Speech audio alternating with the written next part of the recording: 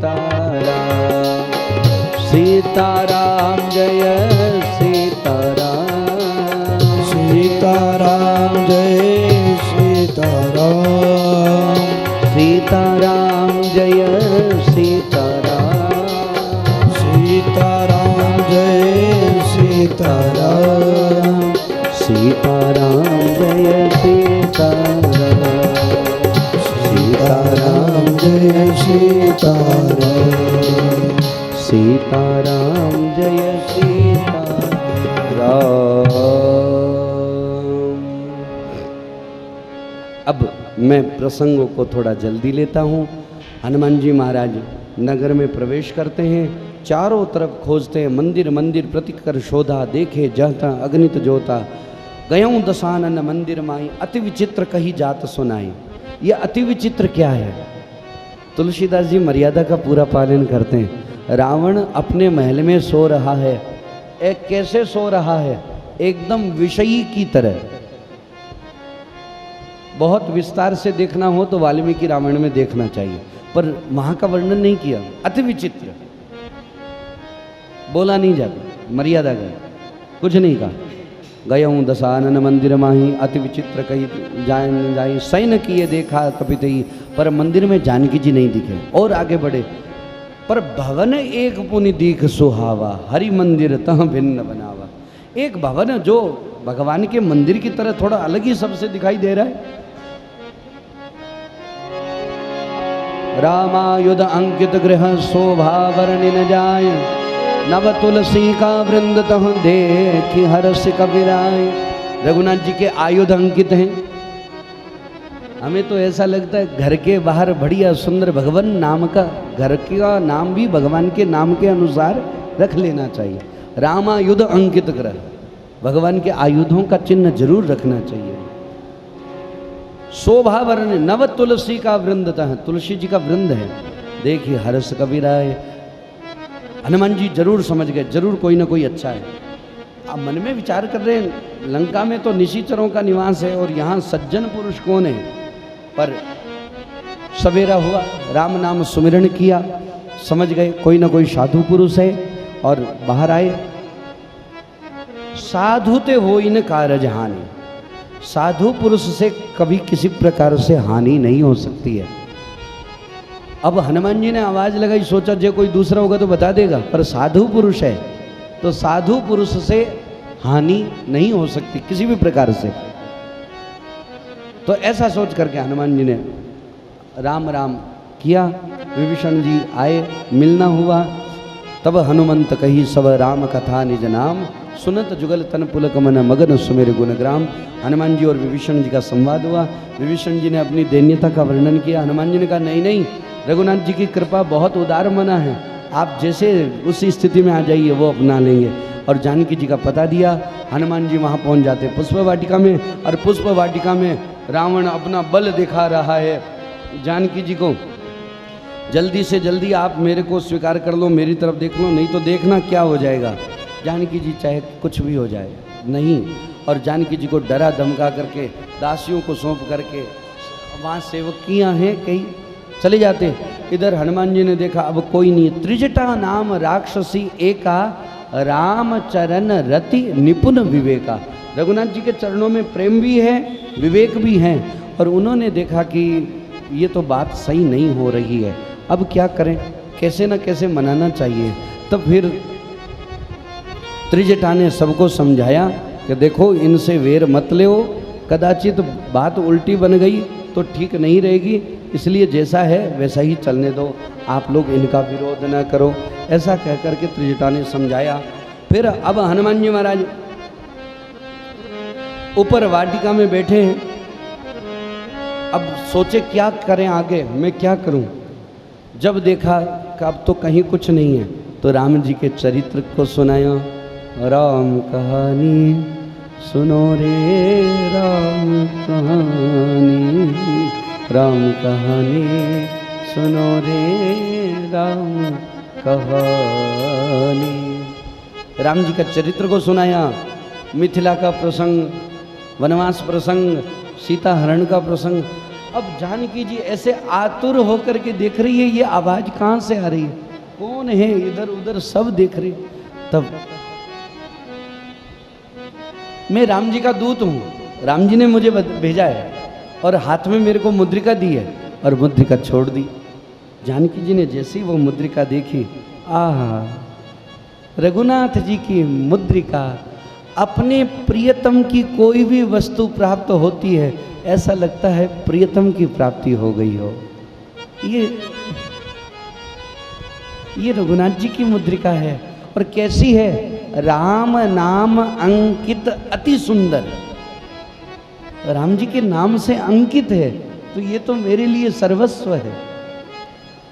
चकित चितव मुदरी पहचानी, हर्ष और विषाद दोनों हुआ, पर जो होना से हुआ। हनुमान जी सामने आए। अब आए तो छोटे से रूप में थे, एकदम छोटे से। जानकी जी ने कहा कि आप कौन? मैं रामदूत में मातु जानकी, सत्य शपथ, मैं साची शपथ से कह रहा हूं। किसकी शपथ लेकर के कह रहे हो? हनुमान जी ने कहा, श्री रघुनाथ जी, करुणा निधान रघुनाथ जी की शपथ लेकर के कह रहा हूं। जानकी जी समझ गए कि करुणा निधान तो नाम मेरे पास में है, इनको कैसे पता चला? और फिर समझ गए, हाँ अब मुझे विश्वास हो गया है कि आप दूत हैं।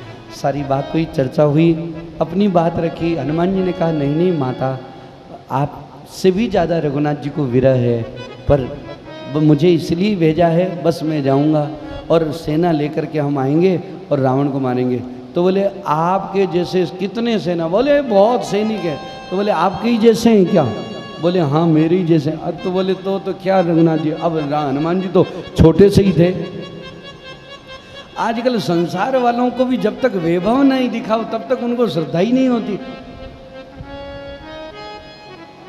बिना वैभव के लगना, हाँ होंगे कोई बाबा जी होंगे, कोई आश्रम नहीं होगा, मांगते मांगते आ गए, कथा सुना रहे हैं, 9 दिन की कथा हो गई है, अब कौन पूछ रहा है? पता थोड़ी ना है।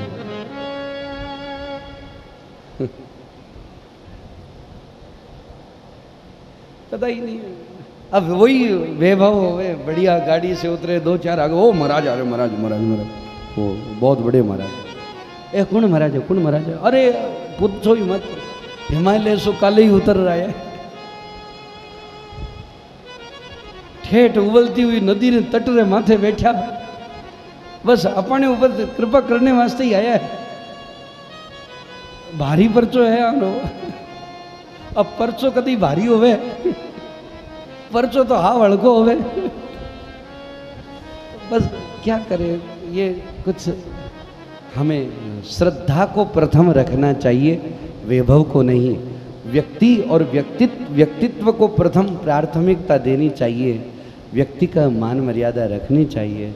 वैभव तो आज है कल नहीं है, पर विद्या तो सदा रहेगी, व्यक्ति सदा रहेगा, व्यक्तित्व सदा रहेगा। व्यक्तित्व कैसा और वैभव कैसा, वैभव से कोई पता चलता है? क्या बोलेंगे? अस्तु, जो भी प्रसंग पे आता हूँ। पर जानकी जी तो अभी विरह व्यथित है, पर संकेत है मानस जी में, इसलिए ये बात है कि बेटा आपके जैसे ये सब। बोले नहीं नहीं माता जी, अपना रूप दिखाता हूँ। जैसे ही हनुमान जी ने वो विशाल रूप धारण किया, जानकी जी को इतनी प्रसन्नता हुई, इतनी प्रसन्नता हुई, और अब ढाढ़स मिला है। तब आशीर्वाद दिया, अजर अमर गुण निधि सुत हो, अजर अमर गुण निधि सुत हो, और करहूँ बहुत रघुनायक छो, करहूँ बहुत रघुनायक जो। जय सिया राम, जय सिया राम, जय सिया राम, जय जय सिया। करहूँ बहुत, अजर भी होवो, अमर भी होवो, गुण निधि भी होवो, पर एक और साथ में, इनके होने से क्या मतलब जब रघुनाथ जी की कृपा ही नहीं हो। करहूँ बहुत रघुनायक छो, रघुनाथ जी आपको बहुत स्नेह देवें और स्नेह से याद करें। अब तो हनुमान जी, अब क्या चाहिए? माँ का आशीर्वाद चाहिए। फिर बाद में हनुमान जी बोले, माँ मुझे भूख लगी हुई है, कुछ फल खा लूँ, भूख लगी हुई है। एक बात गजब की है, बालक का कितना ही पेट भरा हुआ हो, माँ के बनाए हुए भोजन को देखते ही भूख लगी ही जाती है। और माँ एक बार कह दे कि बेटा कुछ पालो, माँ का स्नेह वात्सल्य वो ऐसा ही होता है, माँ के हाथ का ही। कहावत में कहते हैं ना, खाणो मारे हाथों ही हो भली जहरी। भोजन तो माँ के हाथ का ही, वात्सल्य से परिपूर्ण भरा हुआ, दिव्य वो रस से भरा हुआ भोजन। जानकी जी ने कहा आप पा तो लो, पर यहाँ बहुत बड़े बड़े निशिचर है। बोले उनको मैं देख लूंगा, आप तो आज्ञा दो, आप तो आज्ञा दो। माँ ने कहा ठीक है जाओ, पर सावधानी रखना। बोले हाँ हाँ हाँ ओके। हनुमान जी चले अब पशु वाटिका में माँ से मिलने। एक बात बताएं, क्या कोई बड़ा व्यक्ति होता है ना, वो कहीं जाता है तो केवल एक काम के लिए नहीं जाता, वो सोच रहा है कि एक जा ही रहे हैं तो सारा निरीक्षण कर करा के देख दिखा के ही आ जाओ। केवल एक जानकी जी से मिले तो रवाना ही हो जाते, ऐसे थोड़ी ना, पता तो करें यहाँ पुष्प वाटिका के फल कितने के मीठे हैं। आमा यहाँ सडोड़ा है, गलोड़ा है, कि मिठाई है, कि यहाँ दिखने में है, किया है देखा तो करी। तो बस अब लगे सबसे पहले वृक्ष पर। सोचे कि देखो तोड़ करके फल खाना ठीक नहीं है, तोड़ करके खाना चोरी माना जाएगा, और गिरा हुआ फल है तो उसको उठा के पा सकते हैं। तो हनुमान जी ने कहा कोई बात नहीं। हनुमान जी अपने किसी वृक्ष को पकड़ करके ऐसे ऐसे हिलावे, वो वृक्ष के सारे गिर जावे। कहीं कोई बड़ा वृक्ष हो तो उसकी पीठ में ऐसे ऐसे खुजालते, अब वो वृक्ष कहाँ, हनुमान जी वज्र के समान शरीर है। किसी वृक्ष ज़्यादा बड़ा तो ऐसे हिलाते, वो नारियल गिर रहे हैं, कोई ऐसे गिर। अब हनुमान जी ऊपर बैठ करके खा रहे हैं, इतने में सैनिक जगह नारियल धम से गिरता है ना, बड़ा नारियल है, आम है, सेब है, धम से नीचे गिरे। वो सैनिक जगह सब इधर उधर देख रहे, भैया आज तक ऐसी आवाज नहीं आई, आज कहाँ से आ रही है आवाज, आज कहाँ से? इधर उधर देखे, हनुमान जी छलांग लगा के ऊपर कूद गए। अब हनुमान जी फल खा रहे। एक बात बताएं क्या, जो चंचल व्यक्ति होता है ना, वो देखो भोजन करते बातें करते कुछ ना कुछ करता ही रहता है। देखो भोजन करेगा तो और बताओ कैसे, कुछ कभी अपनी टांग हिलाएगा, कभी माथा को जाएगा, कभी और बताओ कैसे, ऐसे शरीर को थोड़ा लचक वचक करता रहेगा।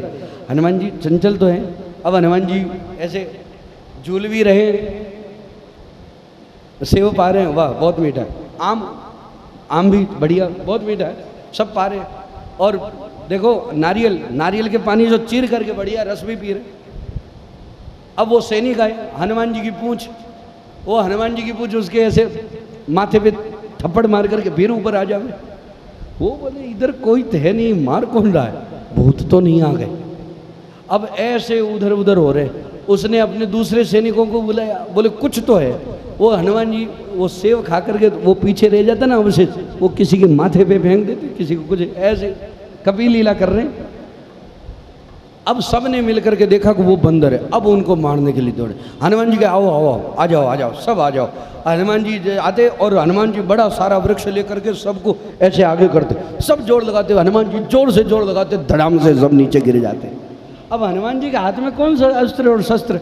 गदा को बोले आप बाद में काम आना, अभी छोटी छोटी जगह पर बड़े लोगों को काम में नहीं बुलाया जाता, आप तो बड़ी जगह पर काम में आना। गदा को विश्राम दे रखा, वहाँ तो वृक्षों से ही सबको उठा पटक कर रहे, और जहाँ पीछे से सैनिक आ रहे हैं वो पूंछ है।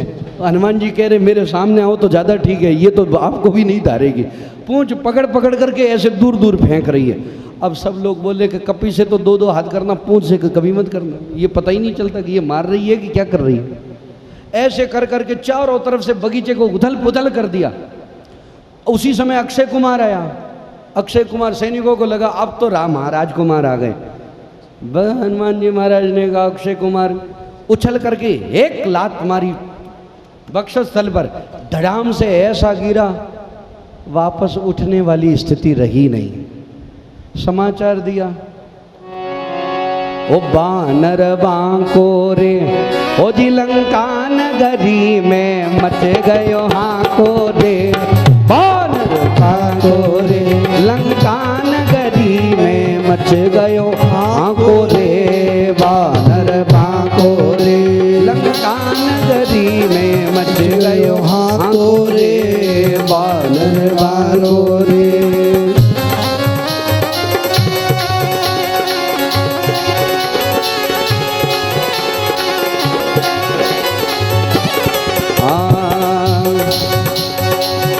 नाथ सिया जी कहवे बेटा फल काई तू पाको रे।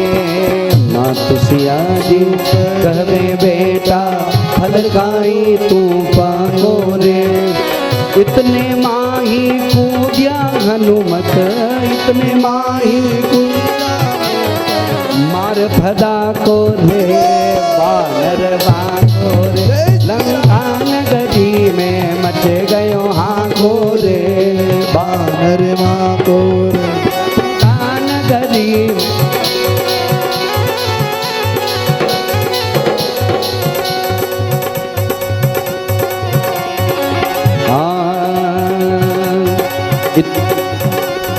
रूख उखाड़ पटक धरणी पर भोग लगाय फला को रे। रूख उखाड़ पटक धरणी पर भोग लगाय फला को रे। हाँ भोग लगाय फला को रे। रखवाड़ा जब पकड़न लाग्या, रखवाड़ा जब पकड़न लाग्या, अरे रखवाड़ा जब पकड़न लाग्या, रखवाड़ा जब पकड़न लाग्या, दियो झड़ा को थे वानर वाको। हेलो ताली को नहीं बजा सको। हाँ वानर वाको रे लंका नगरी में मच गयो हाको रे। वानर वाको रे लंका नगरी में मच गयो हाको रे। वानर वाको रे राक्षसिया अरडावे सारा। काल आ गयो मांगो रे। राक्षसिया अरडावे सारा। काल आ गयो मांगो रे। हाँ काल आ गयो मांगो रे। मुँह पर मार पड़े मुंकारी, मुँह पर मार पड़े मुंकारी। हाड़े बाको रे वानर बाको रे। लंका नगरी में मच गयो हाको रे वानर बाको रे। रावण नगरी में मच गयो हाको रे वानर बारो रे। हाथ टांग तोड़े सिर फोड़े घट फोड़े जू पाको रे। हाथ टांग तोड़े सिर फोड़े घट फोड़े जू पागो रे। हाँ घट फोड़े जू पागो रे। उथल पुथल सब करियो बगीचो, उथल पुथल सब करियो बगीचो। अरे बिगड़ियो था को रे वानर वाको रे। लंका नगरी में मच गयो हाको रे वानर वाको रे।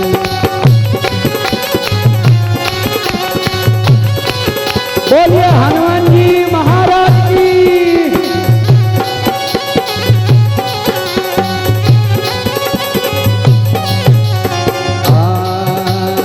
उजड़ी पड़ी अशोक वाटिका जो मार्ग सड़का को रे।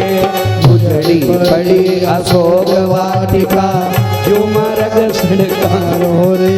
अरे जो मार्ग सड़का को रे। हाँ जो मार्ग सड़का रो रे। अरे लुक छिप कर कहीं घर में घुस गया, लुक छिप कर कहीं घर में घुस गया। अरे पड़ गयो भागो रे वानर वाको रे।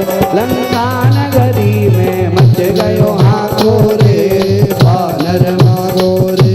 रावण नगरी में मच गयो हाको रे वानर वाको रे। अक्षय कुमार आया, उसका उद्धार किया और इंद्रजीत आया मेघनाथ। उसने सारी विद्या लगा दी, हनुमान जी को कुछ नहीं कर पाया। अंत में ब्रह्मास्त्र छोड़ा। अब सोचो न्याल हो गया। सोचा ब्रह्मास्त्र से तो बंधना ही पड़ेगा। हनुमान जी ने सोचा कि ब्रह्मा जी ने आशीर्वाद दिया हुआ कि मेरा अस्त्र आप पर कोई काम नहीं चलेगा। आपको पता है हनुमान जी के ऊपर कोई विद्या कारगर नहीं होती। जब हनुमान जी छोटे बालक थे, बाल समय रवि भक्ष लियो, हनुमान जी ने सूर्य को फल के समान मुंह में रख लिया। इंद्र देवता को क्रोध आया कि ये कैसी लीला हो गई, तो वज्र का प्रहार किया तो मुंह पे लगा। तो ठोड़ी पर हनु, इसको बोलते हैं ना संस्कृत में हनु बोलते हैं, हनु का मान का मर्दन हो गया। तो यहाँ हनु पे लगने से हनुमान जी का मुंह फूल गया और आ कह करके जोर से चिल्ला के बेसुध हो गए। तो उनके मुंह से सूर्य भगवान तो निकल गए, पर मुख ऐसे ऐसे हो गया, मुंह फूल गया। पर जब हनुमान जी बेसुध हो गए उस समय पवन देवता नाराज हो गए, मेरे पुत्र के ऊपर ऐसा हो गया। अब आप सोच रहे हैं पवन देवता ही नाराज हो या श्वास किया ले वो बजे, श्वास रुक गए सारे देवी देवताओं के। पहले मेरे पुत्र को सही करो तो ही हम राजी होंगे, नहीं तो नहीं होंगे। इंद्र देवता खमा खमा करे, मारवाड़ी में कहे जो बापूड़ा मान जा, जो जिया कही वे ही मान ले, मत तू मान जा। आप कहोगे वैसे ही हो जाएगा, आप मान जाओ। बोले नहीं पहले सही करो। तो देवी देवताओं ने प्रसन्नता से क्या कहा, जितने भी देवी देवता थे सब ने कहा, इंद्र ने कहा मेरे वज्र का असर कोई भी नहीं होगा, हनुमान जी के ऊपर वज्र का असर नहीं होगा। देवियों ने कहा हमारे किसी भी अस्त्र शस्त्र का प्रभाव नहीं होगा, हमारी किसी भी विद्या का प्रभाव हनुमान जी के ऊपर नहीं होगा। हम आशीर्वाद देते हैं और हमारी शक्ति देते हैं। चारों दिशाओं ने शक्ति दी, सारे देवी देवताओं ने शक्ति दी। शंकर भगवान ने अपने पाशुपतास्त्र की शक्ति दी कि इनके ऊपर कोई असर नहीं करेगा। नारायण भगवान ने अपने नारायण अस्त्र की शक्ति दी कि यह अस्त्र इनके ऊपर कोई कुछ असर नहीं करेगा। ब्रह्मा जी ने ब्रह्मास्त्र की शक्ति प्रदान करी कि ब्रह्मास्त्र भी इनके ऊपर कोई असर नहीं करेगा।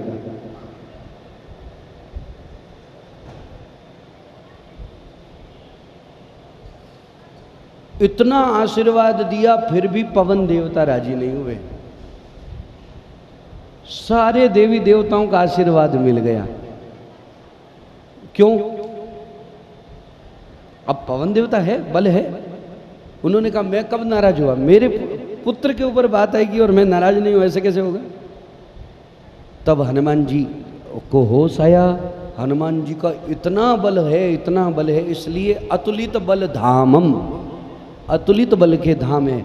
इसलिए गोस्वामी जी ऐसे ही थोड़ी ना लिख रहे हैं, चारों जुग पर ताप तुम्हारा, चारों जुग पर ताप तुम्हारा, हे प्रसिद्ध जगत उजियारा, हे प्रसिद्ध जगत उजियारा।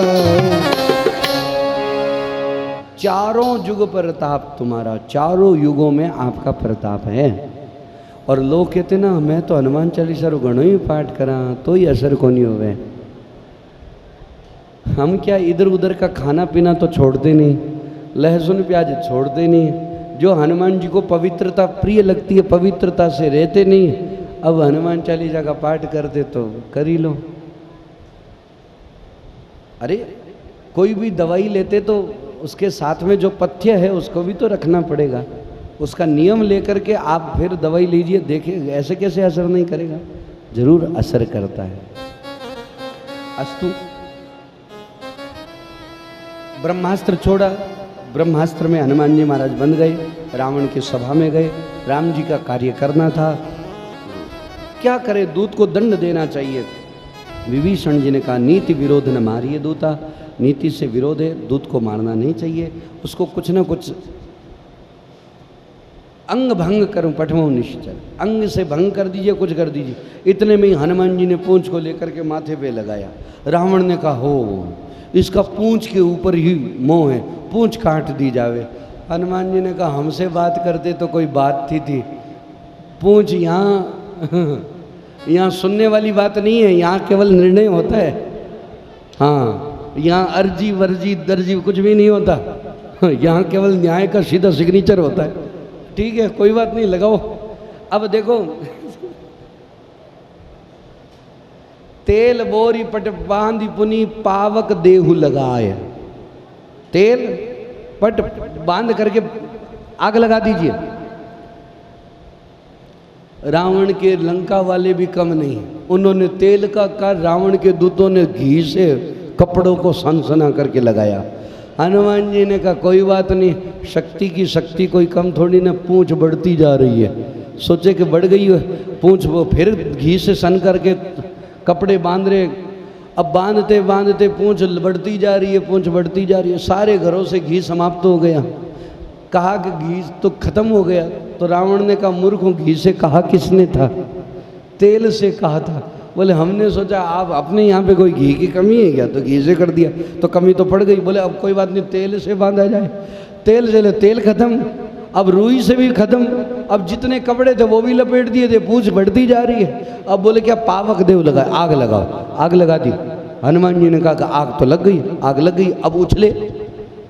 अभी तक तो पूंछ बढ़ी हुई थी। हनुमान जी ने तुरंत उछल करके कूदे। देखो, कोई भी कार्य होता है तो घर घर से चंदा लिया जाता है,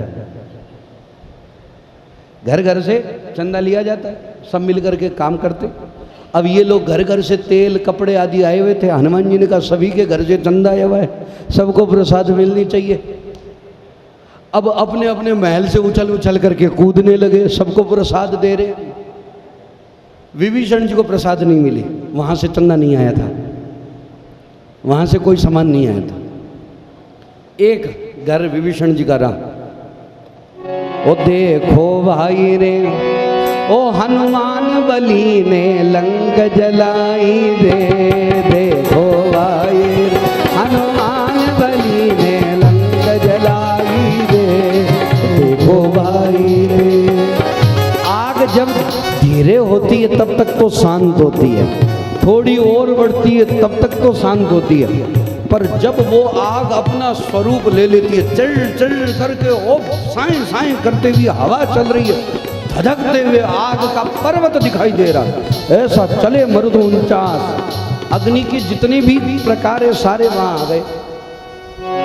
देखो भाई रे, हनुमान बली ने लंक जलाई रे।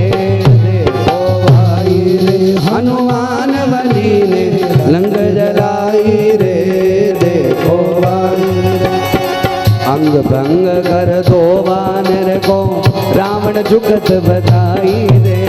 अंग भंग कर दो वानर को, रावण जुगत बधाई रे।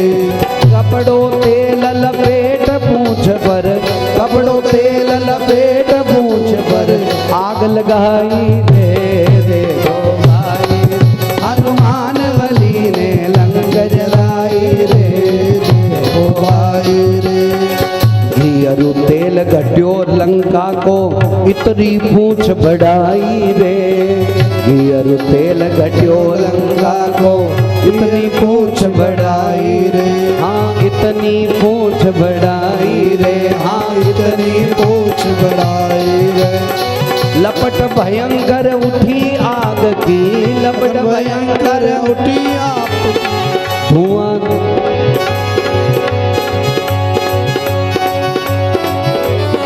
मार भलांग चढ़िया छत ऊपर, मार भलांग चढ़िया छत ऊपर, चकरी चलाई रे।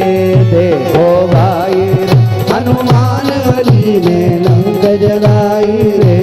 देखो भाई रे, लपट भयंकर उठी आग की, धुआं धूर मचाई रे। लपट भयंकर उठी आग की, धुआं धूर मचाई रे। हाँ धुआं धूर मचाई रे। हाँ धुआं धूर मचाई। ज्यों असुरारे प्रलय काल की, ज्यों असुरारे प्रलय काल की, होली आई रे। देखो भाई, हनुमान बली ने लंक जलाई रे।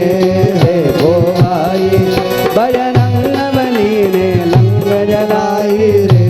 देखो भाई रे, बानर नहीं बलाय आपड़ियो, राक्षसियां घबराई रे।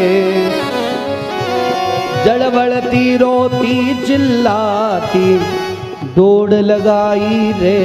देखो भाई रे, अरे भागो भागो भागो, अरे इधर से भागो, उधर लपटा रही, उधर से भागो, इधर लपटा रही, इधर से भागो। हनुमान जी कहे और लगाओ आग, और लगाओ लगाओ। आग लगा रहे थे ना, अब लग गई, क्यों भाग रहे हो? आनंद ले, आग का भी आनंद ले, लगा ही रहे थे ना। देखो पेड़ लगाते तो पेड़ का आनंद लेते, पौधे लगाते तो पौधे का आनंद लेते, जल भरते तो जल का आनंद लेते, आग लगाए आग का आनंद ले।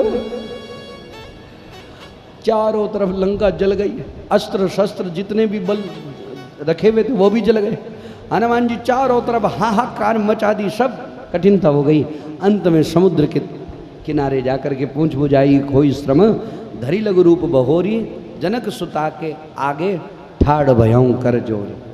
हाथ जोड़ करके प्रार्थना करी, मेरा काम हो गया, अब मैं जा रहा हूँ। तो बोले क्या काम हो गया? बोले आवाज़ नहीं सुनाई दी। बोले कि ये लपट आग की लगी। बोले वो आपकी कृपा से ही लगी। बोले आपकी कृपा से कैसे लगी? बोले राम जी के भक्तों को कोई परेशान करे, और राम जी का रोष ही तो अग्नि है। राम रोष पावक सो जरई, रघुनाथ जी के क्रोध रूपी अग्नि में सारी लंका जल रही है। हनुमान जी ने तो पूंछ की केवल वो फटाको हुए नहीं, अगरबत्ती तो लगानी हुए।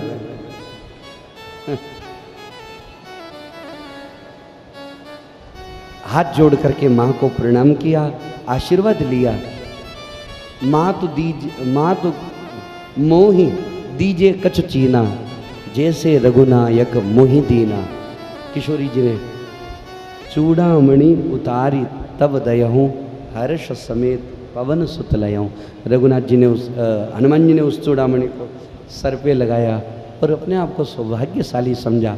माँ की चूड़ामणि है, माँ की चूड़ामणि। एक माँ का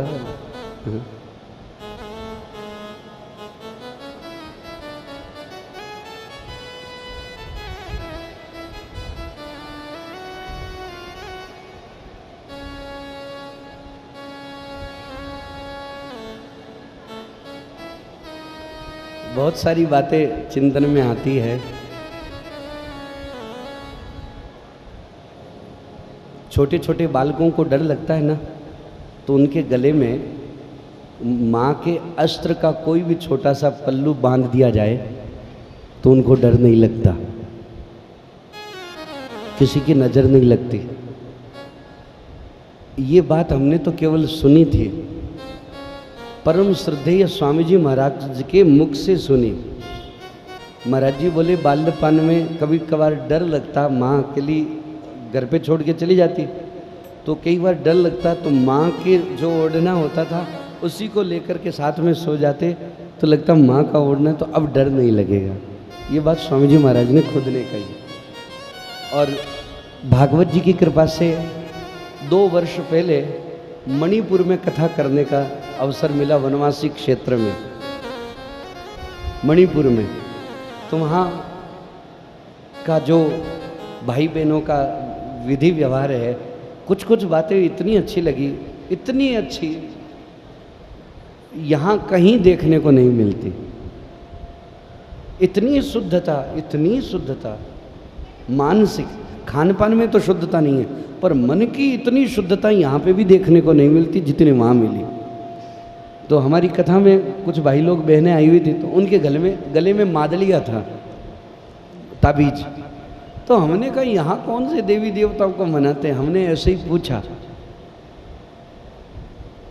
तो हमने कहा कि गले में क्या है? तो उन्होंने कहा, वो अपनी भाषा में बोलने लगे, फिर इंग्लिश में बोलने लगे।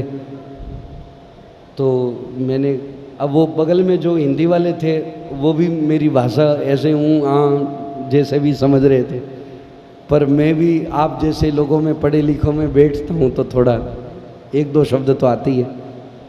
तो मैंने कहा ओपन, इसको खोल के बताइए इसमें क्या है, ओपन ऐसे करके कहा। तो उन्होंने खोला तो उसमें छोटा सा वस्त्र था। तो फिर तब तक एक भाई आ गए, हमने कहा ये वस्त्र क्या है? तो उसने बताया कि ये मेरी माँ का वस्त्र है, हम इसको चांदी की ताबीज में बांध के रखते हैं, और इस भाव से कि ये हमारे साथ है तो हमारे ऊपर किसी भी प्रकार से भूत प्रेत पिशाच आदि का कोई दोष नहीं आता। ये बात सुन करके हृदय से बता रहा हूँ, मैं कई देर तक ऐसे सोचते हुए बैठा कि माँ की कितनी महिमा है, माँ के संकल्प में कितना बल है, और माँ के वस्त्रों में कितना बल है, माँ के वस्त्र में, बालक के लिए ये बात। और वो माँ जब बड़ी बूढ़ी हो जाती है तो बालक लोग उनकी सेवा नहीं करते, उनकी बात नहीं मानते। ये थोड़ा अस्तु, ये विषय ये मेरी आंखों देखी बात है जो बोल रहा हूँ, सुनी सुनाई बात नहीं।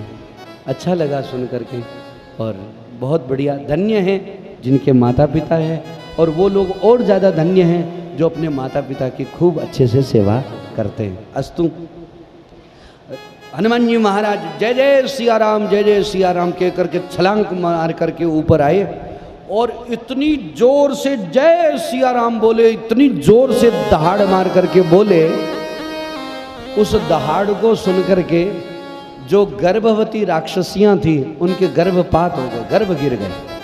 इतनी जोर से आवाज थी, इतनी जोर से। ये भाव क्यों है कि हनुमान जी ने कहा जितने भी असुरों को आना सब आ जाओ, बाद में आने का अवसर नहीं मिलेगा, अब आ जाओ।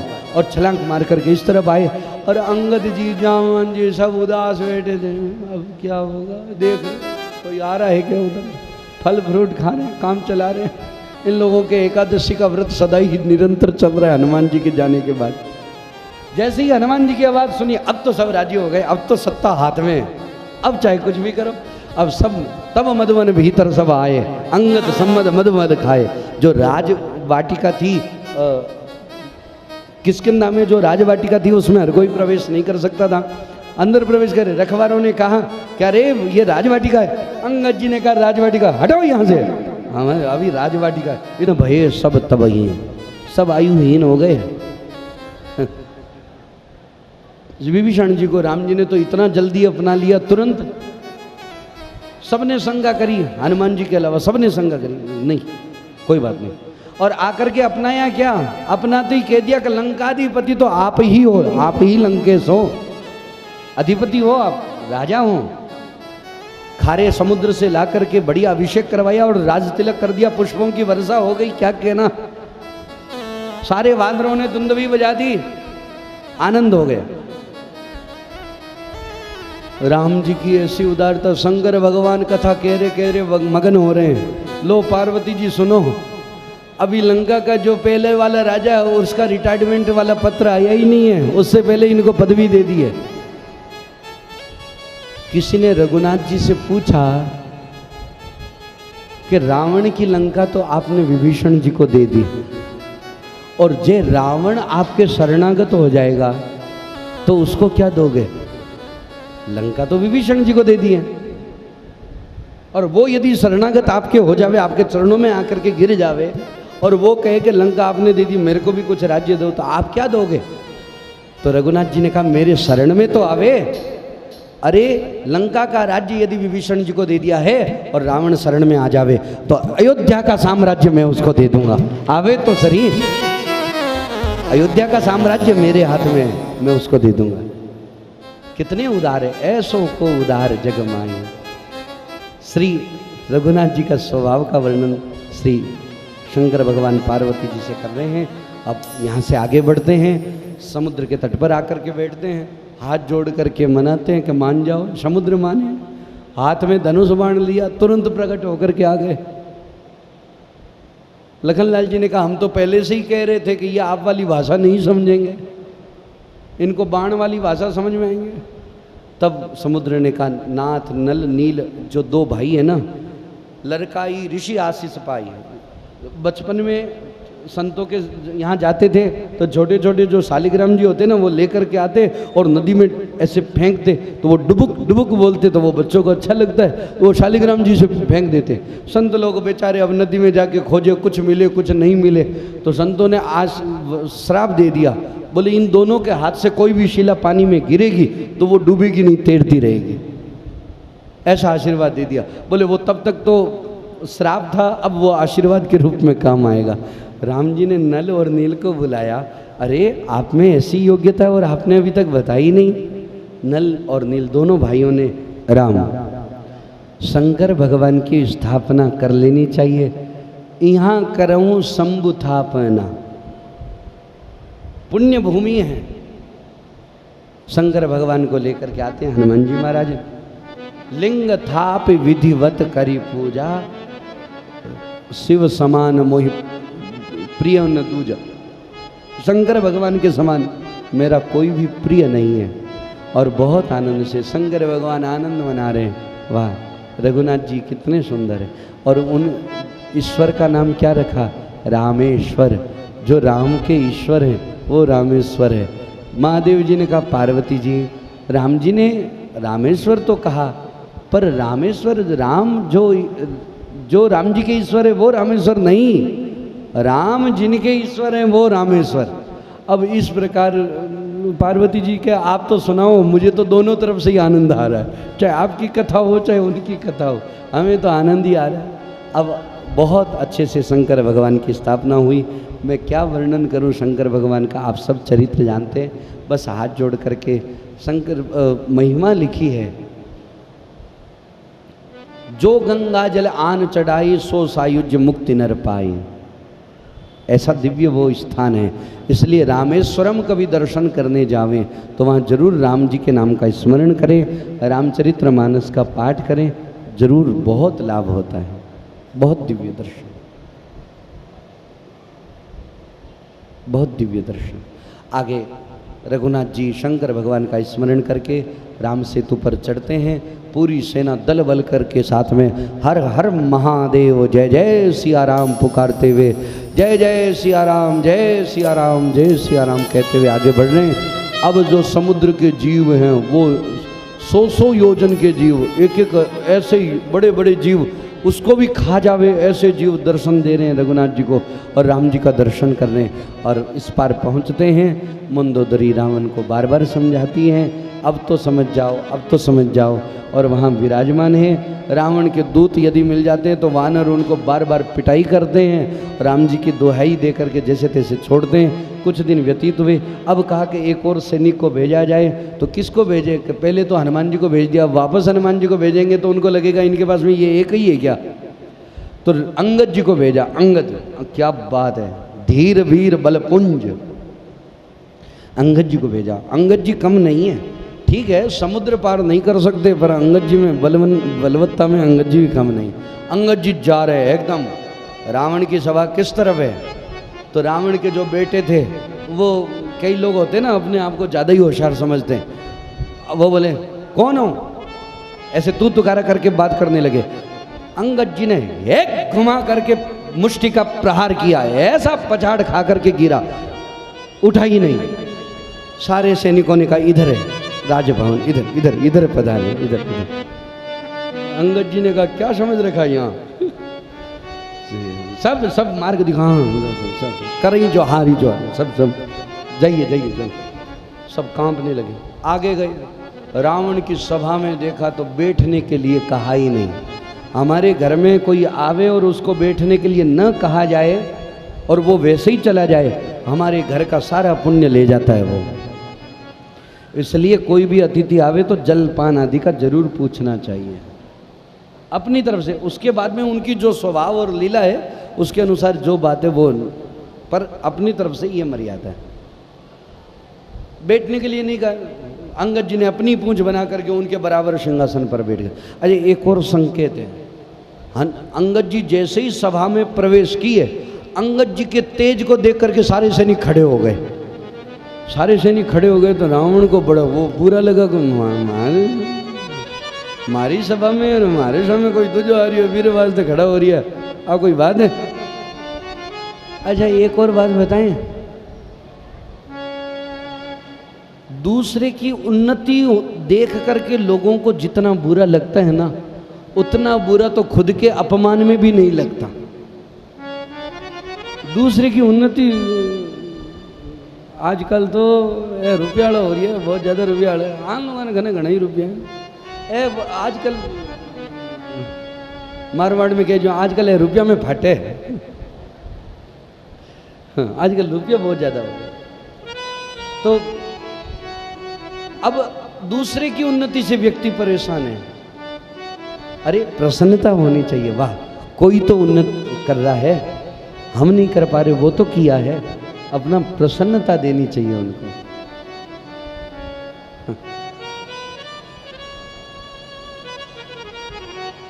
सभा खड़ी हो गई, चर्चा चली, बातचीत होने लगी बहुत सारी। रावण तो अपनी अपनी प्रशंसा, मैं अंगद जी ने कहा ठीक है, मैं जानता नहीं हूँ क्या मैं।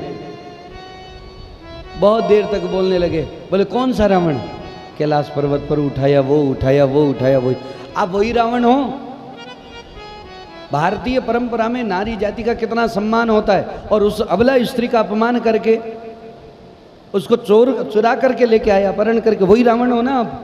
सहज बाहू के यहाँ पे गए तो घुड़सवार की जगह बांध दिया था, वही रावण हो आप? मेरे पिताजी की बाली की कांख में आप 6 महीना बंधे रहे, वही रावण हो ना आप? बात कर रहे हैं मैं हाँ। कई लोगों का अभी तो नहीं सुनने में आता। बहुत पहले एक वाक्य सुनने में आया था, जो ये लोग होते ना नेता वेता, कुछ लोग जो छोटे छोटे, जो हमसे टकराएगा चूर चूर हो जाएगा। मैं मन में सोचूं कि जो आंख्या में एक मच्छर जाप रहे नहीं, डील डोल दोनों ही बिगड़ जाए। एक मच्छर आंखों में चले जावे, एक छोटा सा मच्छर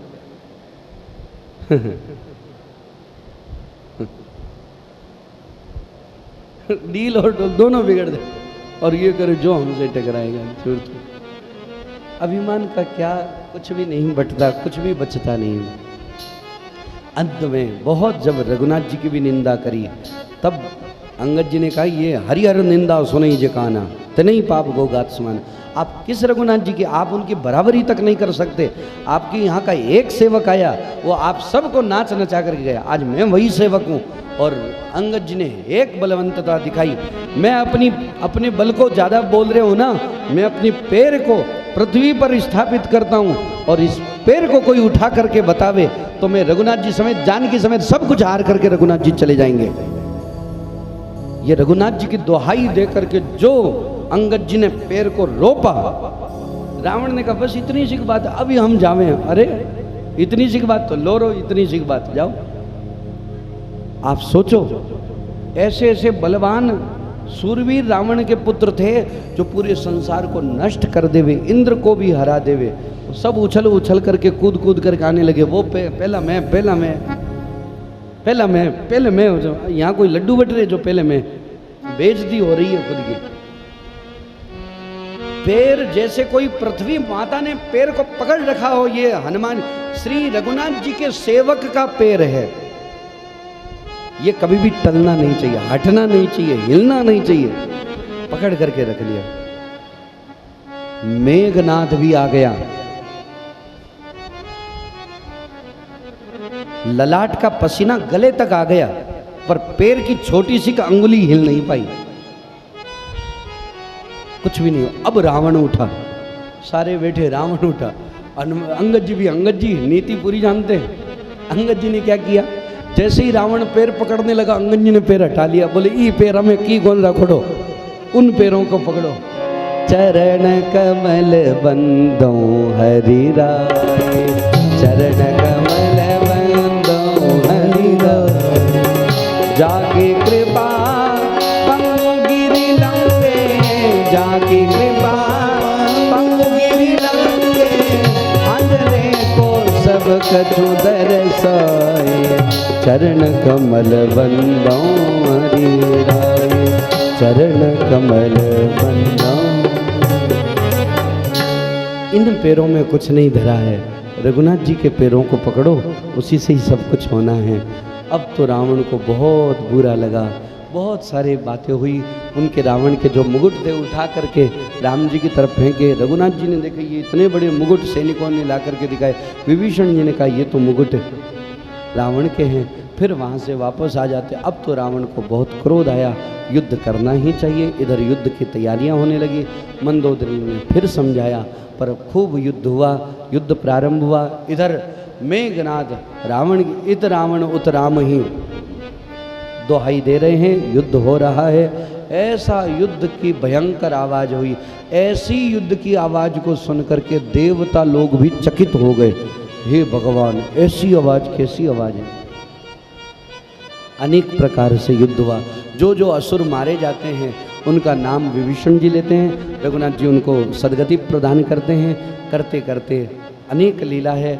एक बार श्री राम जी और लखन लाल जी को, लक्ष्मण जी को वीर घातनी शक्ति छोड़ी, मेघनाथ ने शक्ति छोड़ी।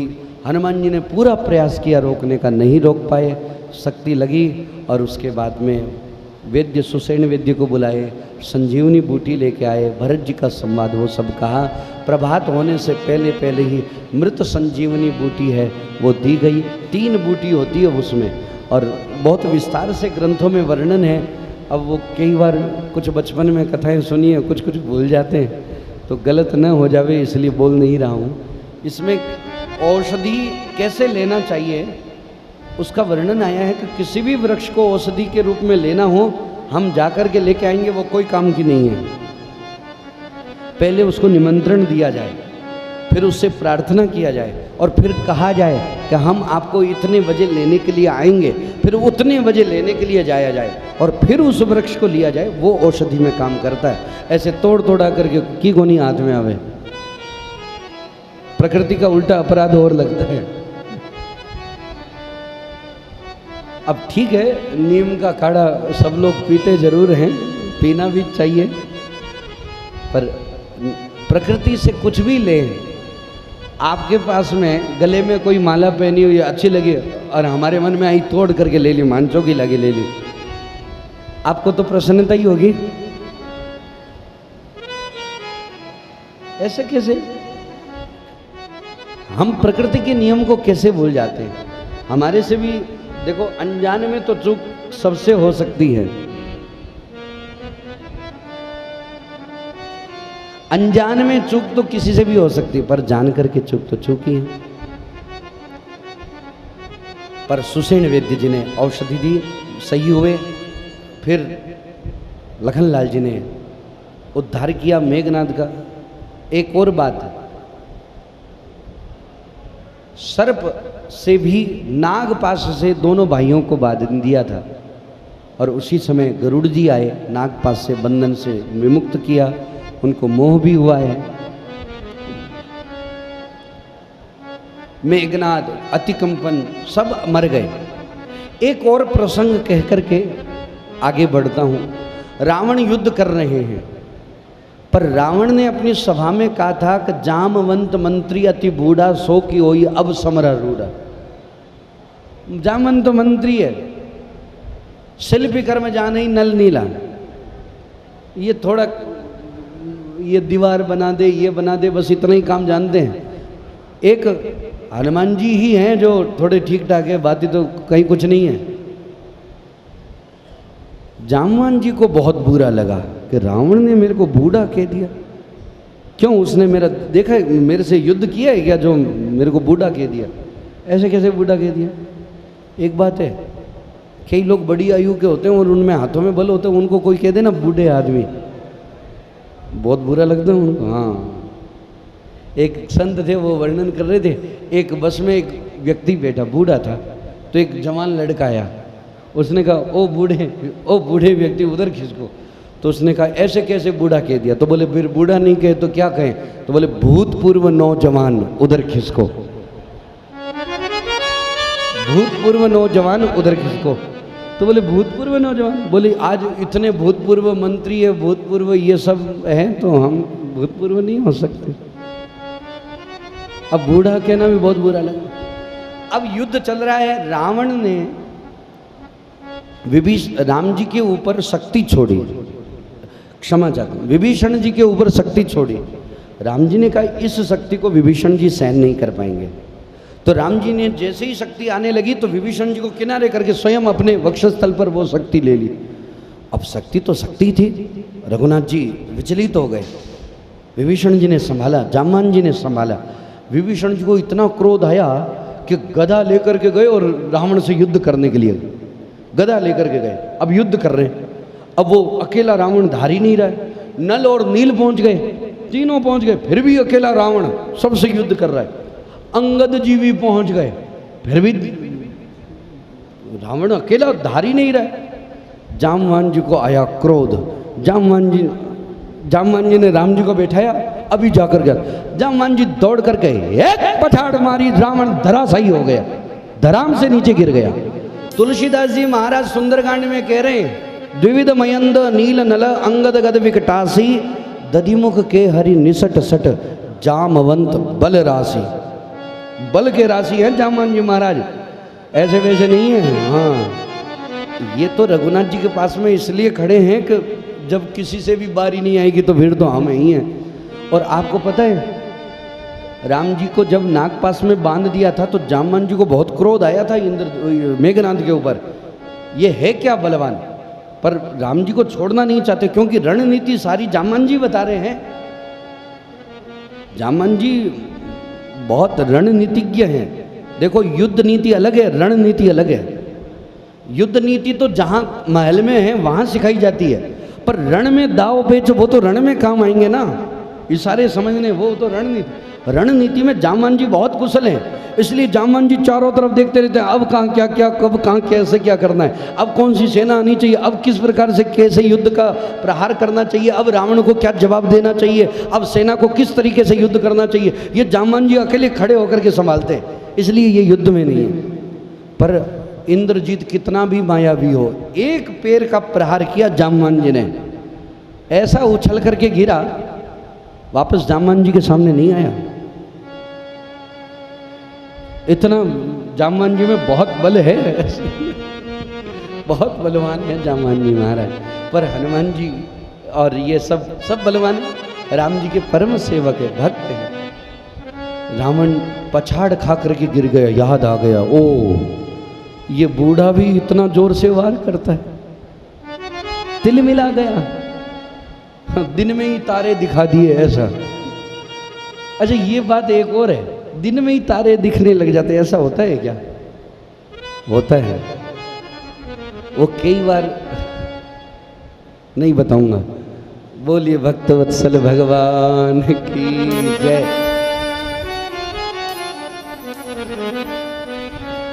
ऐसा कुछ नहीं, वो जब शरीर में कमजोरी आ जाती है तो हमारे को चक्कर सा आता है तो ऐसे आंखें चुनचुनाने नहीं लग जाती ऐसे, तो वो टिमटिमाते हुए छोटे छोटे दिखाई देते, तो वही तो तारे है, और क्या है। और कई बार शरीर में चोट लग जाती तब भी ऐसा होता है, तो वही है कि दिन में तारे दिखने लग गए ऐसा।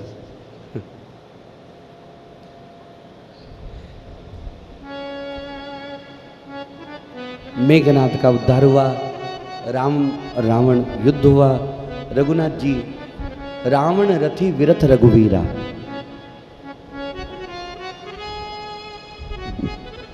विभीषण जी ने कहा, इंद्र देवता ने रथ को भेज दिया। अच्छा उससे पहले रावण से युद्ध हो रहा है तो हनुमान जी ने कहा चिंता मत करो, आप मेरी पीठ पे बैठ जाओ। तो बोले नहीं नहीं नहीं नहीं आप थक जाओ। बोले मैं बिल्कुल नहीं थकूंगा। बोले रावण से तो आपका ज़्यादा अच्छा है। बोले कैसे? रावण तो अकेला युद्ध कर रहा है, उनका रथ नहीं लड़ रहा है, पर आपका तो रथ भी तो लड़ रहा है। राम जी तो लड़ ही रहे, राम जी का रथ हनुमान जी भी लड़ रहे हैं। अंत में तेज पुंज रथ दिव्य अनूपा, हर्ष चढ़े कौशलपुर भूपा, राम रावण युद्ध हुआ। अनेक अस्त्रों से धड़ से गले अलग हुए पर नहीं मरे। विभीषण जी ने कहा नाभि कुंड पीयूष बस याके, और हृदय में जानकी जी हैं, तो नाभि कुंड में एक बाण मारा और जैसे ही अमृत सूखा रावण का शरीर निष्प्राण हो गया। राम राम कहते हुए धड़ाम से ऊपर से शरीर नीचे गिरा, पृथ्वी डगमगा गई, देवता लोग आनंद मनाने लगे, ऋषि मुनियों के मन में भय जाता रहा। सब लोग दुंदुभी बजाते हैं, पुष्पों की वर्षा करते हैं, जय जयकार करते हैं। बोलिए रामचंद्र भगवान की,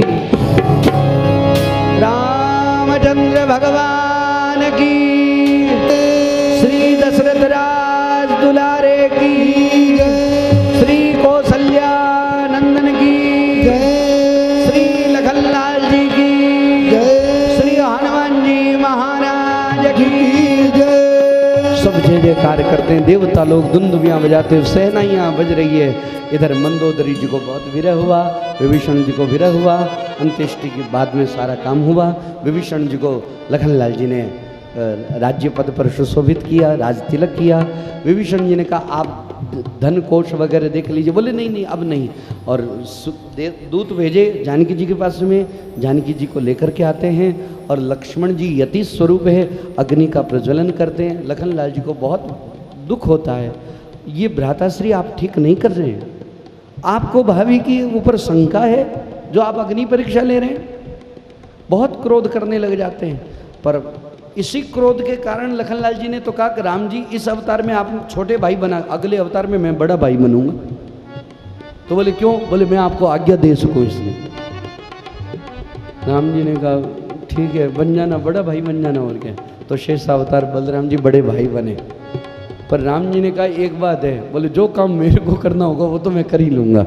इसलिए पांडवों को युद्ध करवाना होता है तो भगवान कहते हैं कि सबसे पहले ये दाऊद दादा इधर उधर हुए तो मैं कहूँ कोई बात। लीला है ठाकुर जी की। अग्नि प्रज्वलित हुई और किशोरी जी ने हृदय में श्री रघुनाथ जी का स्मरण किया और अग्नि को पार करके छाया स्वरूप अग्नि में विराजमान हो गया और दिव्य स्वरूप किशोरी जी का प्रकट हुआ। सारे वानर सेना ने दर्शन किया, बहुत प्रसन्नता हुई। सियावर रामचंद्र की सब जय जयकार करते हैं। अब तो सारे लोग स्तुति करने आए, ब्रह्मा जी, विष्णु, ब्रह्मा जी, शंकर भगवान, इंद्र देवता, दशरथ जी स्वयं स्तुति करने के लिए आते हैं और सब कार्य हो गया। और दिव्य विमान पर बैठ करके राजकोष से जितनी भी मणियों की मोतियों की माला थी सब अंबर से उछाल दी। सारे वानरों ने अपने अपने पहन लेते हैं। उसके बाद में अब विभीषण जी ने कहा राजकोष आदि देख लीजिए। राम जी ने कहा बिल्कुल भी समय नहीं है, आप तो ऐसी कोई गाड़ी की व्यवस्था करो जो पलक झपकते ही अयोध्या में हमको पहुंचा देवे। विभीषण जी ने कहा यह सुविधा जरूर यहाँ उपलब्ध है, पुष्पक विमान है कुबेर जी का, वो मन की गति के समान चलता है, आप जैसा कहेंगे वैसा चलेगा, बस ठीक है। ऐसा कह करके पुष्पक विमान आया, विमान में सबको बैठाया गया। सारी सभा, सब वानर सेना, सब जहाँ जो जाने वाले थे वो तो सब चले गए, जिन जिनको साथ में लेना था सब साथ में लेकर के विमान चला। चलत विमान कोलाहल होई, जय रघुवीर कहे सब कोरी। बोलिए रघुवीर जी महाराज की जय, श्री रघुवीर भगवान की जय। अब रथ विमान चला, रामेश्वर भगवान का दर्शन, पंपा सरोवर का दर्शन, सबरी मैया के स्थान का दर्शन, संतों ऋषि मुनियों का आदि मिलते मिलते प्रयागराज पहुँचे। प्रयागराज में सुरसरी का दर्शन और उसमें गंगा यमुना आदि में स्नान। और इधर हनुमान जी से बोले आप जल्दी से जाओ ना, अयोध्या जी जाओ। बोले क्यों? मैं आपको अरे भरत जी का समाचार। हनुमान जी ने कहा जो आ गया अभी गया। हनुमान जी तुरंत नंदी गांव पहुंच जाते जहाँ भरत जी विश्राम में हैं, निवास कर रहे हैं। ब्राह्मण का रूप धारण करके गए, बोले भरत जी से मिलना है। अब भरत जी तो आपातकालीन मीटिंग बैठाए हुए हैं वशिष्ठ जी आदि को लेकर के, रो रहे हैं कि रघुनाथ जी ने मुझे विसार दिया, रघुनाथ जी आज नहीं आए तो कल का सवेरा मैं तो नहीं देख पाऊंगा, मेरे प्राण नहीं रहेंगे। वशिष्ठ जी चिंता कर रहे हैं, भरत पुत्र ऐसा न करो, प्रतीक्षा करो, धैर्य धरो। अब दूत से बोले कि भरत जी से मिलना है। दूत ने कहा अभी बहुत आपातकालीन बैठक है, आप कैसे? बोले कैसे करके उनसे कहो मुझे जरूरी कार्य से मिलना है। जैसे ही मिलने के लिए गए, मैं रघुनाथ जी का दूत हूँ, रघुनाथ जी आ रहे हैं। भरत जी सुनते ही तो आनंदित हो गए। अब तो आनंद का कहना ही क्या, वशिष्ठ जी आनंद हो गए। भरत जी बोले सच में? बोले हाँ हाँ मैं। फिर अपना निजी रूप दिखाया, हनुमान जी का अपना रूप देखते ही अब तो विश्वास हो गया। भरत जी सैन्य बल के साथ में अयोध्या जी पहुँचे। राजमहल में आवाज गई, जैसे दुख की घड़ी तुरंत प्रारंभ हुई, जैसे बिच्छू डंक मारते ही पूरे शरीर में चढ़ता है ना, ऐसे ही दुख की घड़ियां शरीर में चढ़ी अयोध्या में, ऐसे ही सुख की घड़ियां भी अयोध्या में चारों तरफ चढ़ गई। क्या था? अब तो अयोध्या वासी आनंद मना रहे हैं। जो नियम व्रत में थे सब एक दूसरे की देख रहे, भैया रघुनाथ जी आ रहे हैं, रघुनाथ जी आ रहे हैं, सब दौड़ रहे हैं। अब भैया आ कहाँ रहे हैं ये तो बताओ, सब तो दौड़ रहे हैं। अब सब तैयारियां कर रहे हैं, अयोध्या सज रही है। वैसे तो यद्यपि अवध सदैव सुहावनी, वैसे तो अयोध्या जी सदैव सुहावनी है, पर अब रघुनाथ जी आ रहे हैं, इस बात से तो और दुगने उत्साह से अयोध्या सज धज रही है। और इस दिव्यता से अयोध्या सज रही है, क्या वर्णन किया जाए।